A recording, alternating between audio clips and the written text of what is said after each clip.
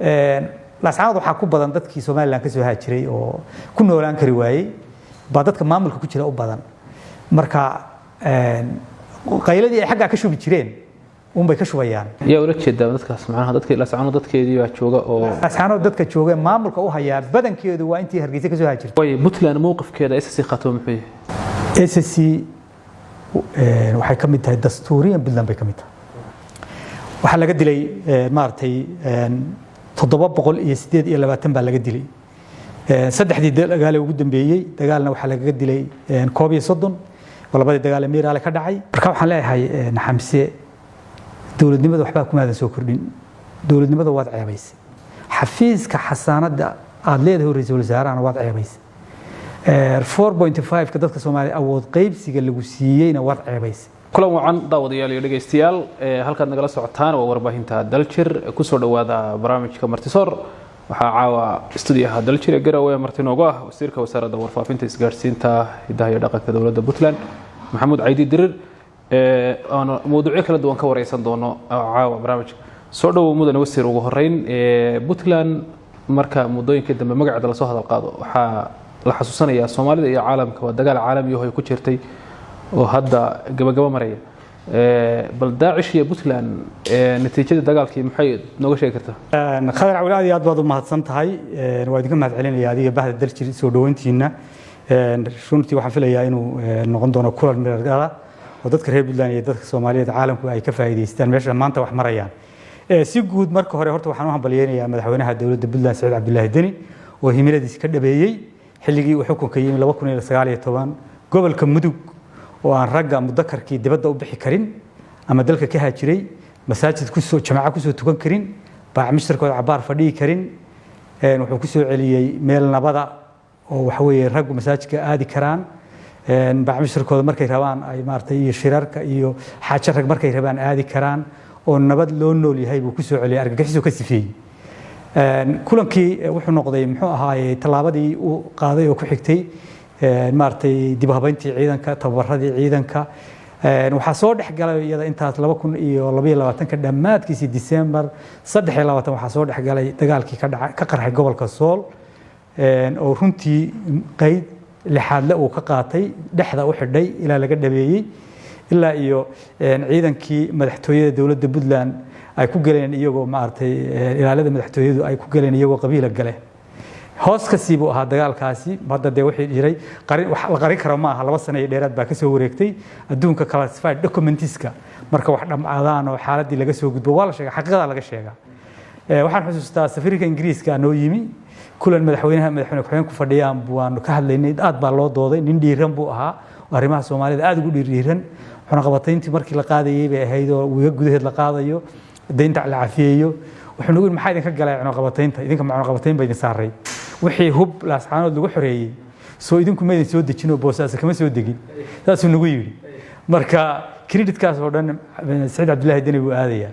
وحنا نقولهم بليين يا himiladiisi ahayd mar labaad intuu xiran military ku xarooday saraakiishii ciidanka urursaday ciidan wixii jiray Puntland isugu yeeray carmo iyo xiran ciidan la tagay madaxtooyadii ka tagay shirarkii golaha wasiirada ka tagay siyaasadaha intii kale oo dhan iska laabay oo ku xawilay madaxweyne ku xigeenka iyo golaha wasiirada ku xigay guddi xushay diyaar garow dagaal galay halkaas iyo buuraha calmiskaad uu u jihaystay isagoo ciidankiisii maraya meesha la yiraahdo Dharjaale 31 December 2024 dhagar qabeeyal 12 ajnabi ay soo wareereen iyadoo la dacaadeynayo leeyahay dahab buu doonayaa iyo macdan buu doonayaa reer hebel buu ku duulayaa ba waqcadaasi dhacday dad badan baa waagu ku bariyay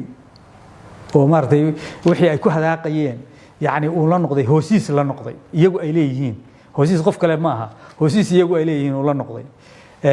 waa la dhabar adeegay January 2025 ciidanka Puntland weerar buu bilaabay weerarku maalinta bilaabay 31 December bay habeenkii iyaga la soo weeraray 31 January oo weekana ahayd oo maalin daraad ahayd Miiraale May 31 May 2025 oo maalin daraad ahayd meeshii maartay saldhigii Miiraale oo maartay nimanka khawaarij oo maartay argagixisada caalamiga ay ilma dhigteen ciidanku cagtay mariyeen iyagoo dhulka ka weeraray cirkana ka weeraray muddo badan waad ogeydo maartay waxa la diyaarinayay qaabkii loo geli lahaa waana lagu guuleystay waxaa cad tirakoobka la sameeyey argagixisada muddada 5 bilood ah waxaa laga dilay 5 bilood waxaa dhiman baan filayaa 2 maalmood waxaa laga dilay maartay 728 baa laga dilay saddexdii dagaal ugu dambeeyay dagaalna waxaa laga dilay 31 labadii dagaal Miiraale ka dhacay kii ugu dambeeyayna waxaa lagu dilay 19 waad arkaysaa iyagoo baxsanayo diyaarado laba meel laga helayo afar meel laga helayo inay afar is soo dhiibtay hadda Soomaaliya is soo dhiibtay timirshe iska soo dhiibeen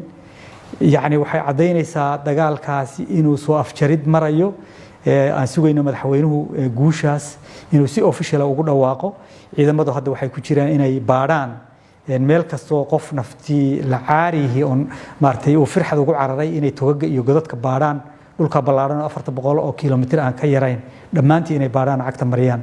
laakiin wax iska celina iyo ciidamo meel lagu ogyahay soo weerari kara ama iska difaacira kama hadhin sidoo kale dadka reer Puntland waxaan ugu hambalyeeynaa dibad iyo gudaba isgarabtaag iyo ciidanka isgarab taageen dadka reer miyiga ah waxaan oranayaa nimanka labada ama halka laga yaabo inay u baxsadeen oo macawisaha xidhay oo maartay garabka iyo caagada ku sita oo reer baadiyaha isu ekaysiinaya inay haday arkaan qabtaan qoriga ka qaataan waa lagu jihaadayaa ay ku jihaadaan oo maartay nafta dhaafiyaan ama ciidamada ammaanka ku soo sibaan wayhay 700 dad ka badan baad sheegteen in Puntland ay ku dishay dagaalkaasi maxaa cadeymaha marka laga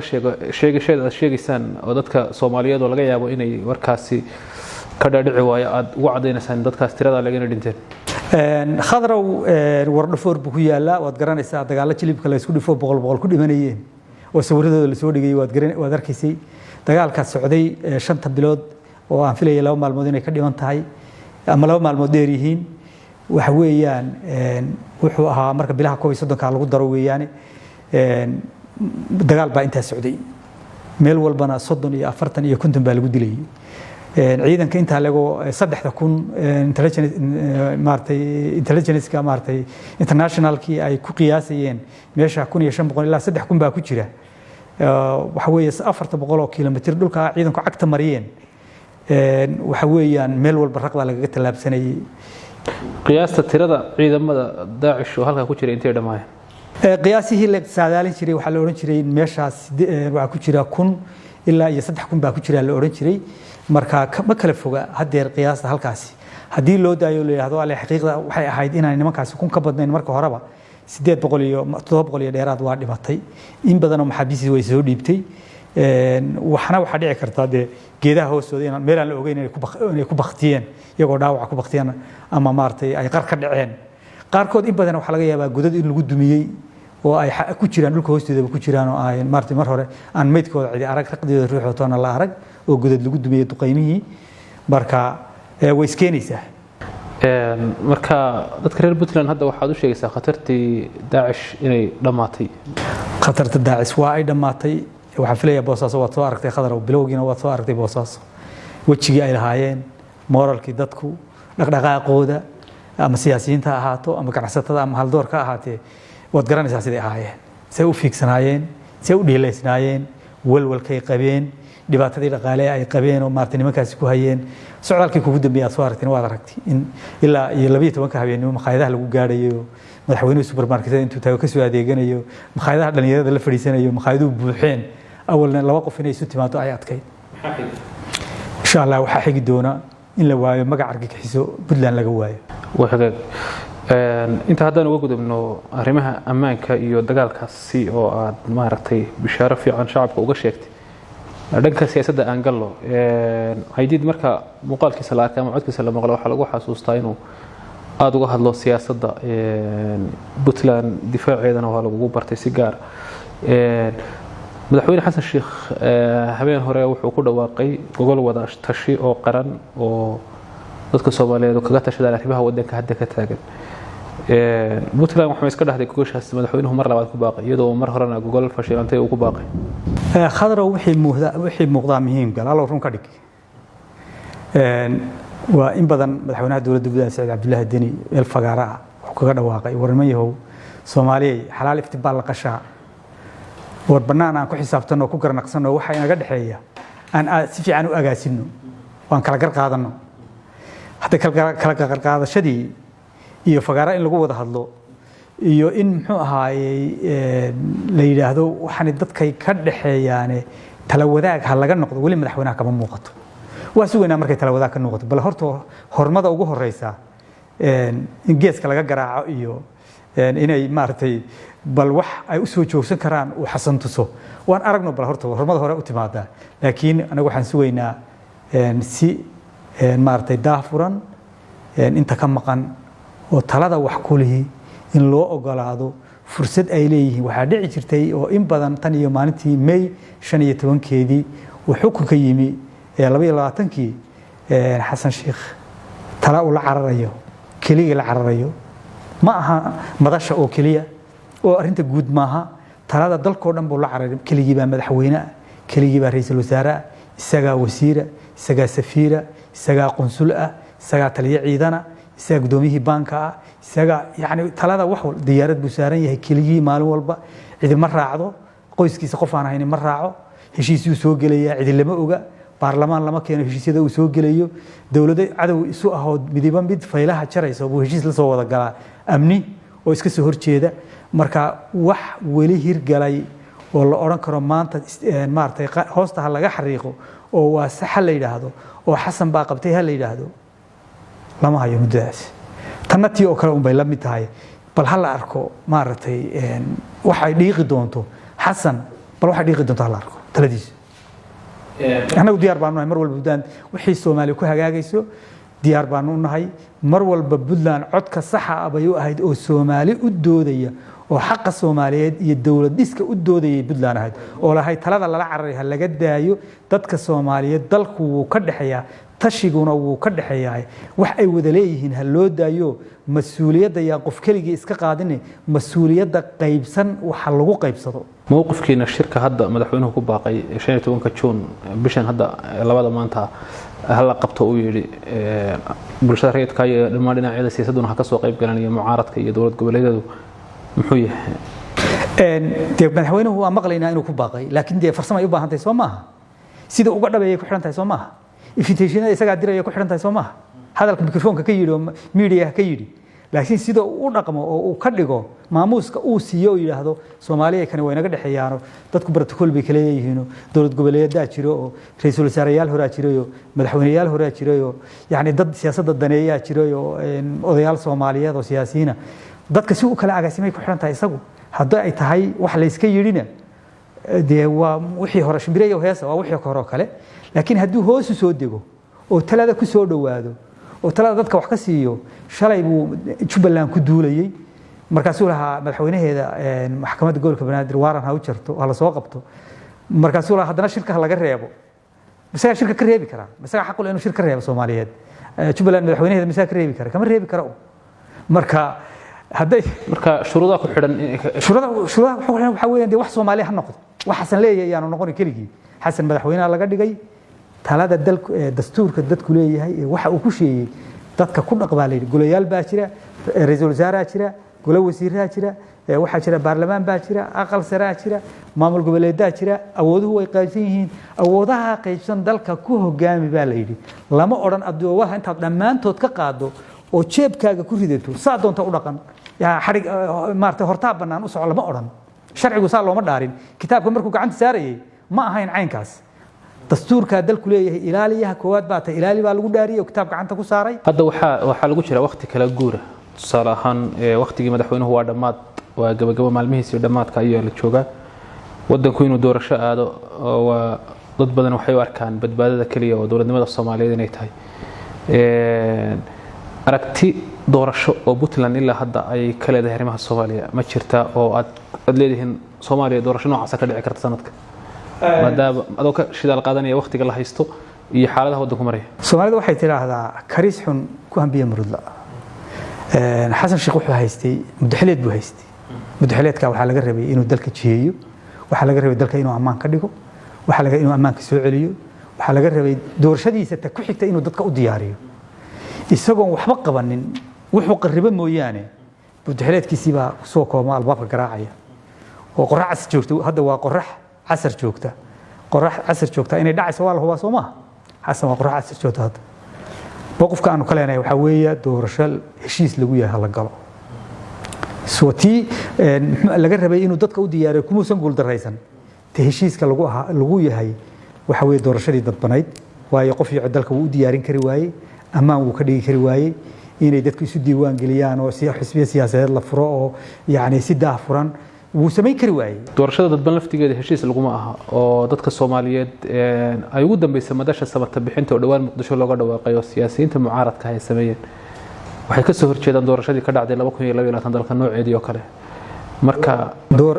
doorasho heshiis lagu yahay baa dadka Soomaaliyeed laga rabaa xasan inuu diyaariyo doorasho heshiis lagu yahay bal isagu ha keeno modelka heshiis lagu noqonayo oo dadkani qof walba muxuu ahaayo oo leh muxuu ahaayay marka idinku ma haysaan model ka duwan kan xasan sheekh wato oo qof iyo codka isagu waqti ma jira baa leeyahay kan 2022 dadka Soomaaliyeed heshiisku ma aha waa lama mahadin baa leeyahay wixii ka soo baxay marka model ka duwan kama haysan idinku modelka ka duwan waxa weeyaan in badan Puntland waa ku celcelisay waxaan heshiis lagu ahayn doorasho qof iyo cod xasan ma wato wuxuu wataa waxa weeyaan maartay waa sheeko hadir waa iska dheh waa hadal iska dheh oo dadka waqtiga laga luminayo okay taxasan dhinac inaga dhig hadal iska dheh oo dadka okay taxasan xagga inaga dhig idinku wax 2022 ka duwan oo dadka Soomaaliyeed ku qanci karaan ma wadaan lagama wada hadlin ummadda Soomaaliyeed intay isu timi kama wada hadlin fursad ay kaga wada hasheen lama siin 22kii wax ka duwan oo aynu doorasho ku gali karnaa ma jirtaa shaqadana xasan baa iska lahaa waa u dayacay hadeer ma ikhtiraaci karo wax kale isagu fursadna uma haysto sharcina uma haysto waqtiga waa ka dhamaaday waxa laga rabaa si amaana xilka cidii kala wareegi lahayd inuu doorasho u qabto oo lagu tartamo taas laga rabaa isaga waqtiga lumiyay ma aha Puntland shaqadeeda ma aha mid laga rabo ma aha laakiin dadka Soomaaliyeed wax dhex u noqon kara oo ay ku heshiiyaan war hal loo daayo mar walba lahayd oo tashiga dadka Soomaaliyeed laga qayb geliyo way inoo ka gudbi doona federaalka arrimihiisa Ra'iisul Wasaare Xamse dhawaan wareysi uu bixiyay oo kaga hadlay arrimo badan Puntland wuxuu ku tilmaamay horiyada badid ama inaysan waxba ogolayn wax walba ay ka soo horjeeday deyn cafintii ha ahaato cunaqabatayntii hubka ha ahaato hore socod walba dawladda federaalka ay sameyn lahayd ama sameynaysay dawladda Puntland ba ka soo horjeeday si gaar ah madaxweynaha Puntland ayuu farta ku fiiqay maxaa hadalkaasi idin la muuqday idinka waxaan jecelahay inaan commentiga ku daro su'aal wariyuhu weydiiyo maxaa dadka Soomaaliyeed uga tagaysaa dadka Soomaaliyeed waxaan uga tagayaa inaan wiil baari ahaa oo aan maalina oranin baari inaan ahaa fiican marka waxaan leeyahay Xamse dawladnimada waxba kuma aadan soo kordhin dawladnimada waad ceebaysay xafiiska xasaanada aad leedahay Ra'iisul Wasaaraha waad ceebaysay 4.5 ka dadka Soomaaliyeed awood qaybsiga lagu siiyayna waad ceebaysay waxaan oran lahaa de ma aha moogtahay in aan eedan jirin la ismarmariyo hadii midna uu Saciid Cabdillaahi Deni maagayo Saciid Cabdillaahi Deni xukuum markuu yimi shaqaalaha reer Puntland waad garanaysaa sidoo ahaa mushaharka say ku qaataan iyo mushaharkooda sidoo ahaa 5% baa mushaharkooda la kordhiyay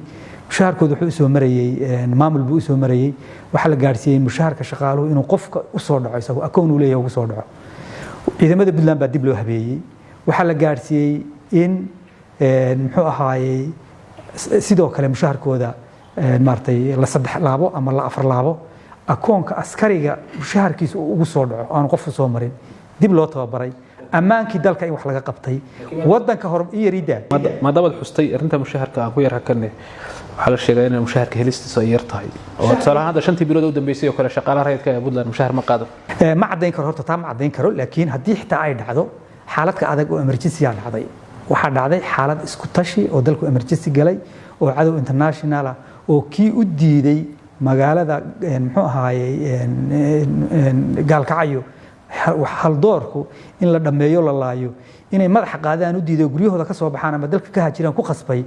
boosaasana in baadda inuu supermarketada inuu gubo shirkadaha ugu waaweyn gubo ku qasbay oo dhaqaalaha la degayay in meesha laga saaro emergency-geeda la galay oo isku tashi oo adkaysa ilaa helicopter ciidanka loo keenay dhaawac buuraha ka soo qaadaysa degdeg ula gaaraysa diyaarad kale la boodaysa cusaal dibadda geynaysa daawadii ilaa iyo askarigii dhakhtarkii ku dhintay dagaalka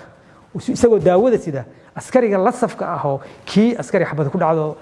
muxuu ahaayay suuliye faashada ku duub ama ka qaad meesha ama dhigjiino samee yani emergency-ga la galay wuxuu saamaxayaa dadku inay hantidooda iibiyaan oo huraan iska daa mushaharka marka waa u curdaadaya dawladda haday taasi dhacday dadka reer Puntland iyana waa ugu mahad celinaya inay dulqaadka leeyihiin oo ay xoolahooda iyo arigooda iyo geelooda iyo lacagta habla iyo ragba dibad joog iyo dal joogba ay bixinayeen oo ciidamada ugu tagayeen goobaha dagaalka aan ku soo noqono tii ra'iisul wasaaraha haddii ra'iisul wasaaruhu uu soo kordhiyey nidaam siyaasadeed oo ah khilaaf la'aan maadaama dadka Soomaaliyeed ay aad u dhibsadeen u karahsadeen isqabsiga ra'iisul wasaaraha iyo madaxweynaha si gaar ah 25 sano ee u dambeeyay nidaamkii federaalka xilligii la qaatay laga soo bilaabo iyadoo waliba taariikhda hore ee Soomaaliya xataa ilaa 60maadkii la xasuusto marka laga tago 22 sano ee militariga iyo 9 sano ee dawlad la'aanta Soomaalida mar walba ay caanahay isqabqabsiga ra'iisul wasaaraha iyo madaxweynuhu miyaysan dhinaca kale positive ahayn ama ammaan ahayn inuu khilaaf la'aan soo kordhiyo maya positive ma ahayn waxay ahayd habeenimo waxay ahayd habeenimo in shaqadiisii nin kale qaatay oo haddana soo taagan oo ku amaanaya ninka shaqadiisii qaatay dawladda ra'iisul wasaaraha maamula may yay isqabsanin waa badownimo inay isqabsadaan baa badownimo ah laakiin waa inuu sharci kala hagaa qofkuna waa inuu leeyahay capacity awood weyn iyo karti weyn uu leeyahay xafiiska loo dhiibay uu ku maamuli karo golaha wasiirro 60 ka badan buu maamulaa inuu maamulo ay hay'adaha ka shaqeeyo mid kaliya shaqo uma diri karo mid kaliya shaqo kama qaadi karo go'aan kaliya ma qaadan karo muxuu ahaayay shir kaliya ma tagi karo يارك حسن حمسو صدح سنة ديراد شير انترناشونال فديو قام سoo qaadayo goliisi wasiirada la soo fariisana waxaan soo qabtay leh may lama hayo taasi waxa weeye waa ceremonial weeye taas waliba taas waxa la yiri bal inuu maalin fagaara ka soo muuqdo bal maanta hal tagaa la yiri maalin waxa dhici karta xasan inuu maanta mashquul ahaayo wax kale ku mashquul ahaayo safar kale sugayo safarada xasan waxa la yiraahdaa money laundering trips baa la yiraahdaa waa bob lacageed weeye waa bob lacageed waa in la kaash gareysto tripka waayo isaga safarka in la kaash gareysto isaga iyo gabadhiisii iyo waxa tegaya iyo laba qof oo kale oo qaraabadiisa tegaya 400 oo kun baa tripkii walba lagu qaadanaya laba maalmoodna waa la maqnaanaya kaliya waxa weeyaan waa in la kaash gareysto safarka oo loo helo sabab qasnada dawladda lacag lagala baxo kaliya 3 sano iyo xoogaaga 400 iyo dheeraad socdaal buu galay baalay siyaad barre Allah u naxariisto 22 sano maamulayna waxaan filayaa 30 safar mise 30 safar buu galay isagoo waliba noqday madaxweynaha midowga Afrika waliba noqday marka waxay cadeynaysaa inaanu shaqo soo qabanin laakiin ay tahay baacmisad yani kiishada dawladda waxa ku jira in la baxo inuu safaradiisu ahaa ra'iisul wasaaraha whatsoever waxay noqotaba ha ahaatee shaqo ra'iisul wasaare oo uu dalka ka qabtay oo loogu imanayo iyo mas'uuliyad midna ma jirto waad garanaysaa la saano dagaalku markuu socday hadalkii uu yiri xasan ba iyo ayaantii gaalka ay uu joogay madaxweynuhu joogay labadii hadal uu yiri waad garanaysaa la saano wuxuu yiri tolaayda iyo wareeyda iska daaya reer Soomaaliland nabadu juuc bay idin ka gashay nabada hagaajiya qabsada la saanood يعني قف مير قبل هذا الكاس كم يمادين الرئيس الوزراء يعني مقالة أو كورنتدي لقى شري وبيه لقى شري أو مارتي إنترنت كي لقى شري أو عسالة اللي الدقينيو أو يعني ميل لبا أو خاطرتي دمتي أو نيرتي كود بتي هاي كود انتي يعني إنه الرئيس الوزراء هذا الكاس كسببه وحيكون سا إن أن وحب حل سارين حل مسارين وياي طبعا وتاريخ لقى سوق بي هذا لاسعانود aqoonsi uu geeyay mashaariic uu geeyay sida uu sheegay dadka reer laascaanood hadda waa la dhacsan yihiin idinka Puntland dawladda Puntland iyo shacabka laascaanood waxaad muddo hadda inuu madmadow ku kala dhex jiro reer SSC khaatumo waxa la dhihi karaa Soomaha waa la idinkaga adkaaday siyaasadda iyo kasbashada dadka iyo xiriirka labada dhinac maya isma saarna رئيس الوزراء مشاريعنا مجانين أقوانسنا مكانين وتقرأنا سايسكو شوي إنه مدحونه كذا هذلي ويمشي عشان كاسي نبدين بيوتجي شغال كلام متجين ده تنا مركز وافق وعيان لا يرسون نقطة أنا جاهجين إني حسن وح ورقة كوقراي وحلو أقوانسي وحلو حلينا إياه in la qabto maartay kulan maartay dadweyne in la soo xaqiijiyo in dastuurka la soo waafajiyo aqoonsi ma siinin muusan siin aqoonsi shuruud buu ku xidhaa wuxuu shuruudahaas u geysay hadal fadhi kaga kaco dawladnimadan ka soo qaaday dawladnimada aan dib ugu noqon waa full federal member state marka laga hadlayo maadaama ay madashii joogaan dowlad goboleed yihiin mashaariicdii ka socdaan shirarkii wasaaradahu ka dhacayaan maxaa kuma muuqdaan miya shirar wasaarada kama dhacayaan agaasimo waaxeedo statiska laga soo ururiyay inay laascaanood yimaadaan oo maqaala ka soo saaraan agaasimo waaxeed qaybta ah muxuu ahaayey oo maxaa qabanayaan ma mashaariic la kormeeraya laascaanood ku taala agaasimo waaxeedo muqdisho shir loogu qabtay laascaanood tagoo ka soo dawladeeya waxaad tidhaahdaan dowladda federaalka laascaanood timi agaasimo waaxeedo emanida ah monitoring and evaluationka ah oo agaasimo shalay madaxtooyada Puntland ka shaqeynayay oo malaha xoogaa cari haysto inuu yiraahdo maalinba maqaal soo saaro yiraahdo SSC waxay dawlad ku noqonaysaa in yarida hal daqiiqada muxuu qadaro waxay ku noqonaysaa maxamed Saciid inuu yiraahdo waxay SSC ku noqonaysaa state baran iyo dhahar iyo cirigaabo la keeno baran iyo dhahar iyo cirigaabo ma isaga keeni kara agaasimo waaxid weeye maxaa galiyay shaqada يعني loo mashxaradayo in dawladda la joogta laga dhigayo laascaanood waxaa ku badan dadkii Soomaaliland ka soo haajiray oo ku noolaan kari waayay ba dadka maamulka ku jira u badan marka qayladii ay xagga ka shubi jireen bay ka shubayaan ma yaa ula jeedaa dadkaas macnaha dadkii laascaanood dadkeedii waa jooga oo laascaanood dadka jooga maamulka u haya badankeedu waa intii Hargeysa ka soo haajirtay oo waliba ku noolaan kari weeyday oo dagaalkoo socda markay ku noolaan kari waayeen ka cararay marka muxuu ahaayay waxaan jirin laakiin dadka doortay odayaasha doortay in badan oo aan la dooran baa jira oo firdhiye magacaabay oo kuwa ugu qaylada badana odayaal ma dooran kuwaas mandate haysa dad ku mandate ku takrifasho oo waxaan dadka u cuntamin keento soo mandate ku qarimi maayo way Puntland mowqifkeeda SSC khato muxuu eeg waxa jira hadalku haduu mid yahay laba lagama dhigo SSC waxay ka mid tahay dastuuriyan Puntland bay ka mid tahay dastuuriyan Puntland bay ka mid tahay laguma kala bixin meel loogu kala baxay Puntland markii la dhisayay waxa lagu dhisay heshiis bulshada lagu dhisay heshiis bulsho oo dhammaan shantii gobol iyo degmada Buuhoodle ah dastuurka cidi ma furin oo lama oran waa lagu kala baxay inta joogta SSC hadeer kama xuquuq badna inta garow joogta shalay markii dagaalku ka socdayna intii xoreeynaysay ama rasaasta keenaysay ama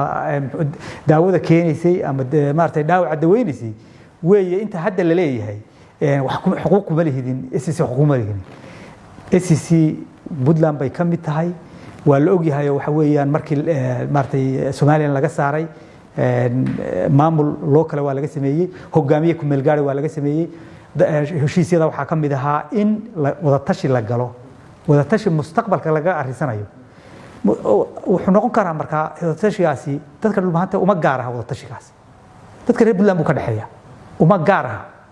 ma diidan inay ismaamulaan hadeer oo ismaamulaan hadeer laakiin dastuuriyan Puntland bay ka mid yihiin dastuuriyan Puntland bay ka mid yihiin maxaan ugu dhiirin waaye yaa kala saaray Puntland yaa kala saaray laakiin ismadii baa shiray dadkii baa ismadu haday go'aan bay qaateen goob dagaal bay marka ahayd waxayna go'aansadeen inay haddaanu taageernay annagaa dagaalka ku jirnay oo safka koowaad ku jirnay annagaa dagaalka ku jirnay oo safka koowaad ku jirnay ma aanu doonayn maalintaa in la yidhaahdo Puntland iyo Somaliland baa islaynaya kala ciireeya ciidamo kala dhex dhigay qayladu in halka ka wareegto maanu doonayn waxaanu doonaynay inuu kacdoonku soo kuma balaamin shacabku ma bilaamin wiilal iyo gabdho yar yar oo dhagax tuuray oo dhashiika laga dhacay soo kuma bilaamin soo dadkii muxuu ahaay marka gurmadku saa kuma gelin gurmadkii aanu dhinaca ka galay waanu diidno maanu Puntland dagaal kuma jirtaan nidi mana aan doonayn in la yiraahdo Puntland iyo Somaliland bay sildilayay kala celiyay ba doonayn aan inay taasi dhacdo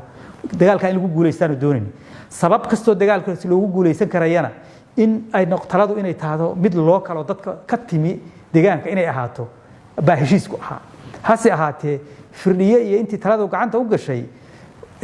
iyo niman kuraas xamar taala kuraas ay hadda xamar ku joogaan oo ka baqsan inay Puntland mardama kursi aanay ka heli doonin oo kursi Puntland mucaarad ku ah ayaa waxay u abaabulan yihiin firdhiya kuraas idin soon doona firdhiyana kuraas uma hayo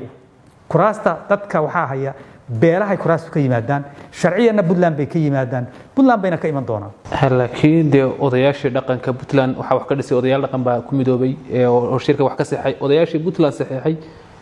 waxay go'aamiyeen in SSC khaatimo ay maamul goboleed Soomaaliyeed noqoto Puntland waxay laga shaqeynayay waxa sidii loo kala guran lahaa sidii loo kala bixi lahaa inaad caawa ku doodo Puntland bay dadkaasi ka mid yihiin soo lama dhihi karo waxaad ku celinaysaa meel laga yimid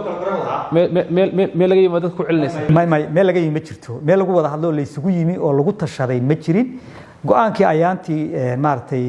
odayaashu ismadu ay qaateen oo xabadoo u muuqata ay ku dul go'aamiyeen oo yiraahdaan si dadkana u dagaalamaan waa la isla qaatay tashi gaar inay galaan waa la isla qaatay laakiin tashigaasi ogow dagaalka waa lagu wada dhimanayay wax xoolo iyo naf iyo maal u kala soocan ma aanay jirin hadday noqoto markaa inay gaar u baxayso SSC gaar u baxayso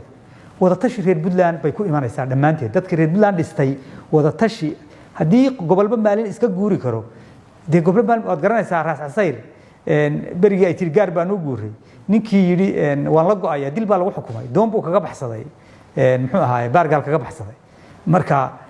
ma jiro gobol intuu iska bixi karo oran kara gaar baan u go'nay kariiri la dhaqdo maaha degmada Buuhoodle degmada Laascaanood degmada Taleex Xudun bal wax ku soo dar adigu bal intaad wax ku soo dar wadul aad balaadhan laakiin dad badan ku nool yihiin misa Hiiraan ku nool magaalada beledweyne misa ku nool iyo hareeraheeda Hiiraan gaar hogooda miyaa la oranayaa state gaar ah noqoto Xasan wuxuu ka shaqeynayaa wax la yiraahdo federalism inuu burburiyo wuxuu doonayaa gobol kasta inuu Xasan ku soo xidhmo dawladda dhexe ku soo xidhmo wax la yiraahdo federalism la waayo oo nidaamka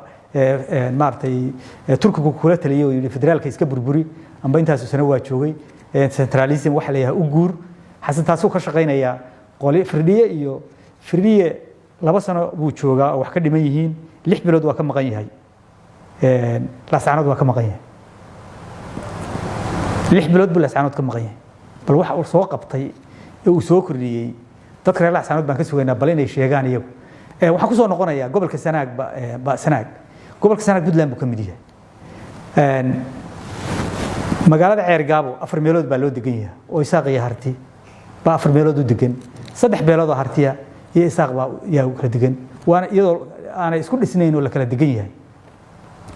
mana jirto degmo kale oo uu ka degan yahay dhulbaanta ka degan yahay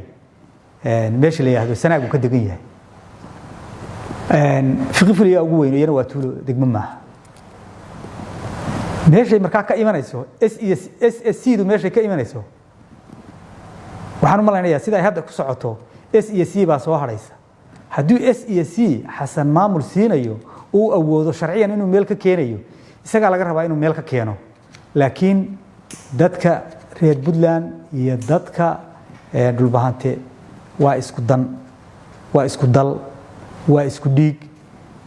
wax u kala soocan oo maanta iyo meel ay ku kala tagi karaan midna ma jirto meel ay ku difaaci bay wali ku wada jiraan oo salinta ciidamadii ku wada jiraan shacabka Laascaanood ma ka garow degan bay ka badan yihiin dhulbahante miya ka badan yihiin ka dhulbahante garow degan miya ka badan yihiin waxaan ka wada Laascaanood dadka degani ee dhulbahante ma waxay ka badan yihiin dhulbahante ee garow degan waa mujtamaca labaad ee ugu badan magaalada garow haye khadrow muxuu ahaayay macnaha shacabka garow degan ee deegaankaas ka soo jeeda iyo shacabka Laascaanood ee deegaankaas ma isleeg bale Laascaanood iyo Sool iyo Buuhoodle sharciyan Puntland bay ka mid yihiin maalinta tashi la gaaro oranaya inta la isu yimaado reer Puntland inta isu yimaadaan oo shiraan oo dhulbahantana ka mid yahay ama waynu kala baxaynaa ama waynu wada joogaynaa tashiga hal la gaar lama gaarin tashigaas kan hadda uu Firdhiye haysana cidi kuma haysato eeg Firdhiye saahas cidi kuma haysato dhig lama laha waxa la rabaa in nidaam looga gudbo tashi lagu gaaro way dadka markay ku dhigay qaarkood ku naqdin kara waxay isdhihi karaan wasiir dirir kursi ayuu u difaacanaya oo dartiid ayuu dadkiisa masiirkooda uga soo horjeesanaya maya waa they wrong waa qaldan yihiin anigu SSC sida aan uga intaan ka hadlayay anigu iyo intaan ka maartay mustaqbalkeeda ka talinayay inta joogtaa kaadi iskama dhiqiq aqoon badankooda inta hadda la SSC ka talisaa xilligan bilaabay anigu 2000 baan bilaabay habeenku faratoon marayay magaalada Yugori oo ciidanka soo waday 2000 iyo waxay ahayd saddexdii bilowgeedii bay ahayd dagaalkan markaa galay baan galay 2000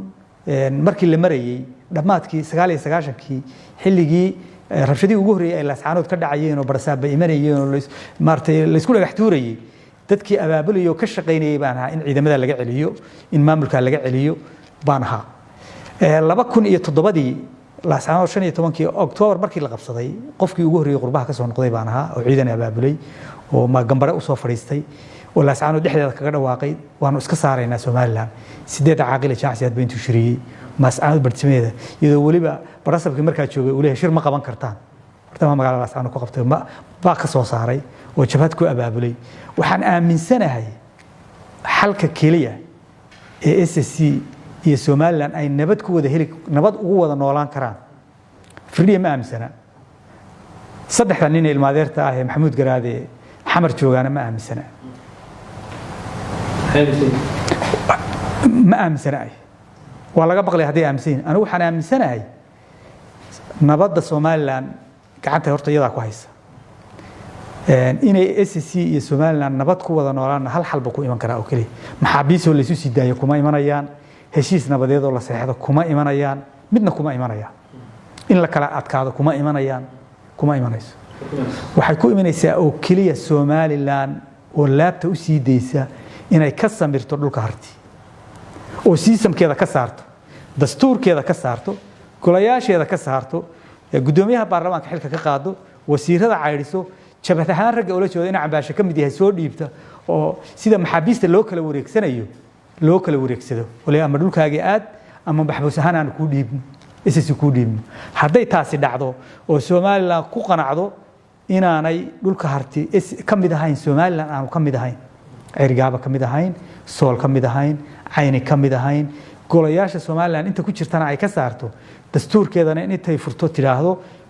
dhulka harti kuma jiro Soomaaliland qayb kama aha nabadu taasay ku imanaysaa aad buu mahadsan yahay wasiirka warfaafinta Puntland Maxamuud Caydi Dirir oo uu ramay waa mahadsan